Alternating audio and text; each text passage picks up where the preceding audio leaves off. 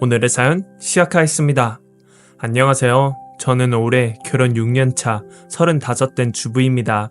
저는 앞자리 숫자가 2에서 3으로 바뀌자마자 딱 30에 결혼을 했는데 요즘 추세로는 빨리 한 편이더라고요. 아직 저랑 동갑인 친구들 중에도 결혼 안 한 친구가 많으니까요. 저는 소위 우리나라에서 탑3 안에 든다는 명문대를 나와서 친구들이 전부 의사, 변호사, 약사, 회계사, 피아니스트, 큐레이터 등등 일 잘하는 커리어 우먼이 많습니다. 저도 이름만 들으면 다 아는 키즈 의류 브랜드로 유명한 회사 디자이너로 재직 중입니다. 저희 회사는 1년에 4번 신제품 출시를 앞두고 눈코 뜰 새도 없이 바쁘지만 대신 평소에는 탄력 근무제를 적용할 수 있어서 여유롭게 시간 활용을 할 수 있습니다. 그래서 결혼하고 나서도 무리 없이 회사를 다닐 수 있었어요. 사실 저는 결혼 전에 회사의 해외 지점에 나가서 근무하라는 제안을 받았고 더 큰 꿈을 꿀 기회가 생겼지만 남편이 청혼을 하면서 해외 지사 대신에 결혼을 선택한 거였는데 지금 생각하니까 너무 후회가 되네요.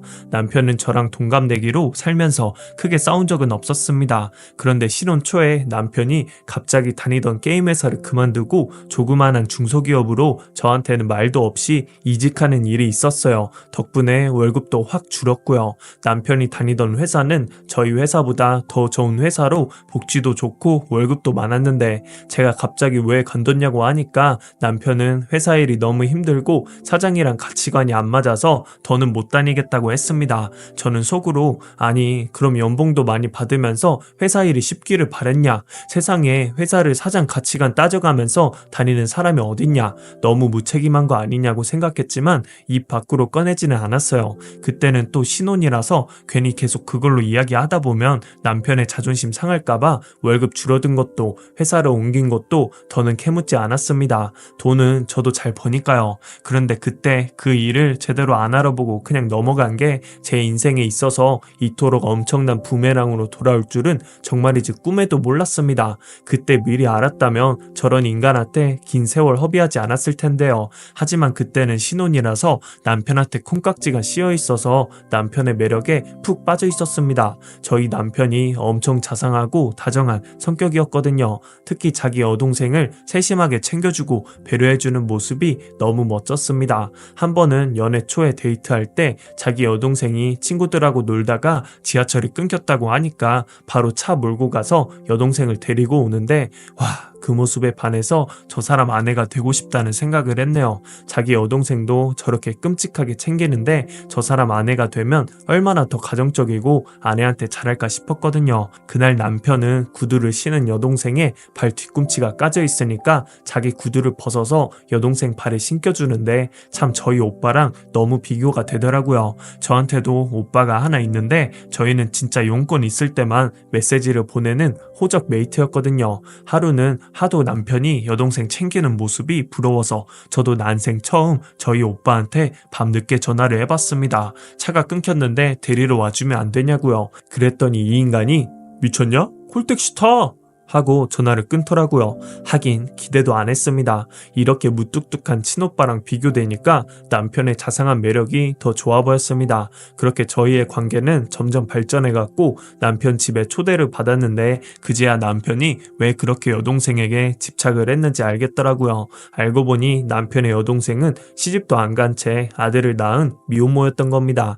남편이랑 3살 터울, 그때 당시 27살이었던 아가씨는 3년 사귄 남자친구 에게 배신을 당했는데 천주교 신자인데다가 마음도 약해서 차마 뱃속에 생명을 지을 수가 없어서 아이를 낳아서 키우고 있었던 거죠. 27의 앳된 아가씨가 이제 갓 돌 지난 아기를 돌보는 걸 보고 있자니 저까지 막 마음이 짠해지고 가슴이 아픈데 남편의 마음은 얼마나 찢어질까 싶었습니다. 그래서 저도 아가씨에게 정말 잘해줬습니다. 남편과 결혼한 후에도 저는 아가씨를 제 친동생이다 생각하고 보너스 받을 때마다 같이 쇼핑하고 매달마다 윤성이 장난감 값이니까 부담 갖지 말라고 하면서 소정의 생활비도 같이 보냈습니다. 어리지만 애엄마였던 아가씨는 취직이 잘 되지 않았고 그래서 제과제빵 학원을 다니면서 기술을 배워 자기가 직접 베이커리를 차리고 운영하고 싶어 했어요. 저와 남편은 베이커리 학원비를 대주며 아가씨의 꿈을 응원했습니다. 또 아가씨 아들 윤성이는 시부모님이 봐주시고 계셨는데 힘들어하시는 시부모님을 위해서 일주일에 한 번 베이비시터까지 고용해줬습니다. 시부모님은 그런 저의 손을 꼭 잡아주면서 너 며느리가 아니라 우리 딸이라고 했죠. 저는 정말로 남편의 여동생이고 신우인 것을 떠나서 같은 여자로서 아가씨가 잘 되길, 얼른 좋은 남자 만나서 행복해지길 진심으로 바랬습니다. 저의 진심이 통해서였을까요? 그 후로 5년의 시간이 지난 지금 아가씨는 제과제빵 자격증을 따서 본인 이름의 베이커리를 내고 맛집으로 소문나서 장사도 잘 되고 곧 코로나가 끝나면 결혼할 예비 신랑도 생겼습니다. 하지만 아가씨의 행복이 저의 불행이 될 줄은 그 누가 알았을까요? 아가씨가 결혼한다고 하면 그 누구보다 좋아할 줄 알았던 남편이 아가씨 결혼 이야기가 나오자 굉장히 냉랭하게 아가씨를 대하는 겁니다. 보는 제가 민망할 정도로 면박을 주고요. 야, 너 그렇게 무책임하게 결혼하면 윤성이는 어떡하냐? 너 이러는 거 결국 윤성이 버리고 그 남자 택하는 거밖에 안 돼. 저는 너무 심한 남편의 말에 당황을 해서 에이, 자기 왜 그래? 아가씨 남자친구가 이미 다 괜찮다고 했는걸.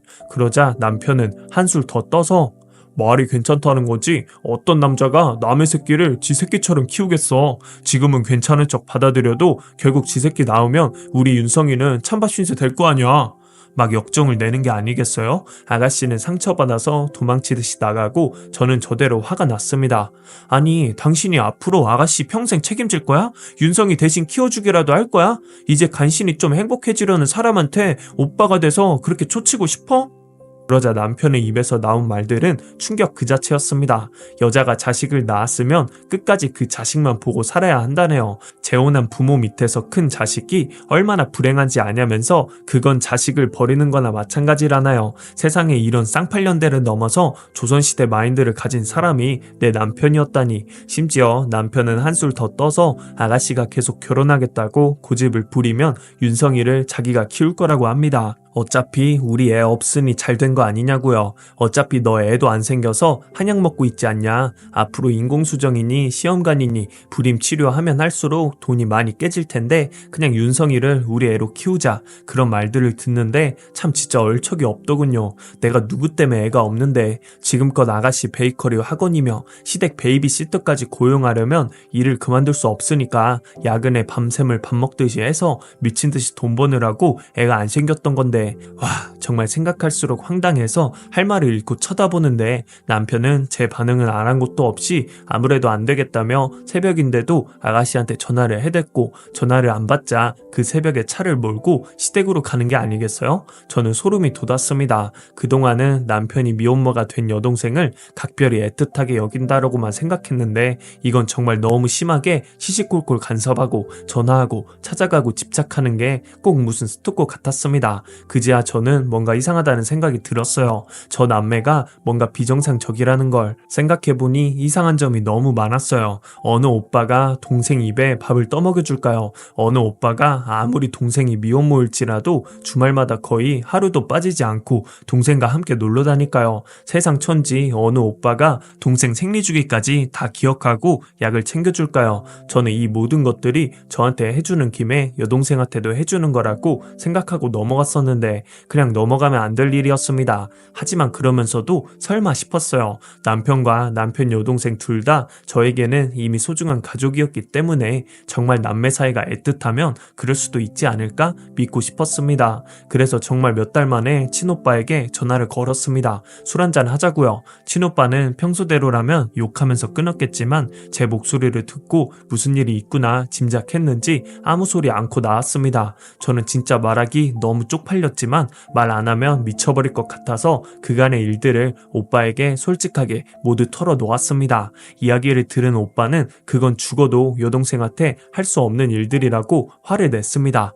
야, 이 등신아, 지금 이걸 몰라서 나한테 묻는 거야? 눈깔 폼으로 달고 다니냐? 그러니까 그딴 새끼한테 당하는 거 아니야. 가뜩이나 속상해 죽겠는데 오빠가 화내니까 저는 더 비참해져서 막 울었습니다. 오빠는 제가 울거나 말거나 막 소리치면서 욕을 해댔어요. 야, 한윤아, 내가 네 아프다고 감기약이라도 챙겨준 적 있어? 감기약을 사오라고 해도 안 사다 줬지? 근데 뭐 그딴 약을 여동생한테 챙겨준다? 미치, 여동생이 아니라 여친이니까 챙겨주지. 아니야, 오빠는 지금 무슨 생각하는 거야? 이 등신아, 아직도 감이 안 와? 그 새끼 처음부터 지 여친을 여동생으로 뻥친 거야. 100% 친동생 아니다에 내 손모가지 다 건다. 그리고 그 애도 네 남편 애야, 이 멍청아. 오빠는 소리소리 치면서 당장 그 새끼 찾아가서 가만 안 둘 거라고, 당장 제 남편을 죽여버리겠다고 하는 걸 간신히 사정하고 달래서 뜯어 말렸습니다. 저는 태어나서 오빠가 그렇게 화내는 거 처음 봤는데 무뚝뚝했던 오빠의 진심이 느껴져서 너무 미안하고 마음이 아팠습니다. 그리고 오빠 만나고 오니까 확신이 들었어요. 저 둘은 남매가 아닌 남녀 사이라고. 그래서 저는 차곡차곡 증거를 수집하기로 했습니다. 친오빠는 바쁜 와중에 심부름 센터에 의뢰해서 남편의 뒷조사를 했고, 저는 윤성이의 머리카락을 몰래 빼내서 친자 확인 유전자 조사를 의뢰했습니다. 그리고 확인 결과 윤성이는 역시나 남편의 조카가 아닌 남편의 친자라는 것이 밝혀졌고, 저는 설마 했던 충격적인 진실 앞에 마지막 신랄 같은 희망까지 무참히 짓밟아 버렸습니다. 이제는 정말로 남편과의 이혼밖에는 답이 없었으니까요. 친오빠가 알아낸 내용은 정말로 버라이어티했습니다. 알고 보니까 시부모님이 재혼을 했고, 남편은 시어머니가 데려온 아들이고 여동생은 시아버지가 데려온 딸이라 법적으로는 남매지만 실상은 피가 하나도 안 섞인 남남이더라고요. 이제야 남편이 시누이가 시집간다고 하자 그렇게 펄펄 뛰면서 화를 내는 게 이해가 되는 동시에 분노가 치밀었습니다. 저는 그동안 시누이라는 이름의 상간녀와 남편과 상간녀 사이에 아이를 돌보고 상간녀의 꿈을 도와주고 응원하는데 피 같은 제 돈을 다 퍼부은 거니까요. 게다가 남편이 저랑 결혼하고 갑자기 잘 다니던 게임회사 그만둔 것도 알고 보니까 회사에 여동생과 함께 호텔에 들어간 게 들켜서 그랬던 거랍니다. 그러니까 그 둘은 저랑 결혼한 후에도 저 몰래 호박씨를 까면서 온갖 짓을 다 해왔던 거죠. 저는 온몸에 피가 거꾸로 솟는 것 같은 배신감을 느꼈고 당장에 둘을 찾아가서 깽판을 쳐놓고 싶었지만 이 모든 증거들을 좀 더 차곡차곡 모아 마침내 남편이 여동생에게 결혼하지 말라면서 울고 사정하는 말들을 녹음을 했습니다. 이 모든 파렴치한 짓을 입증해줄 증거였죠. 그리고 본격적으로 이혼 소송을 시작했습니다. 변호사 말에 의하면 결혼 사기가 성립돼서 그동안 뜯긴 베이커리 학원비, 베이비시터 고용비, 용돈은 물론 정신적 피해 보상까지 거액의 보상금을 돌려받을 수 있다고 합니다. 소송이 시작되자 남편과 시누이는 물론 시부모까지 전화하고 찾아와서 울고불고 빌었지만 선처는 절대 없을 것입니다. 저는 이 결혼으로 해외지사 발령받은 기회까지 놓쳤으니까요. 이 사실을 알게 된 시누이의 예비 신랑도 시누이와 남편을 혼인빙자 사기죄로 고발했다고 하니까 저 근친 남매에게는 한동안 재판 지옥만이 남아있겠네요. 저는 도저히 그들이 용서가 안 됩니다. 그들이 평생 불행했으면 좋겠어요. 하지만 이 분노의 미움을 안고 가면 저까지 불행해지니까 다 잊고 앞으로 나아가야겠죠. 긴 사연 들어주셔서 감사합니다. 여러분도 사기꾼들 조심하세요.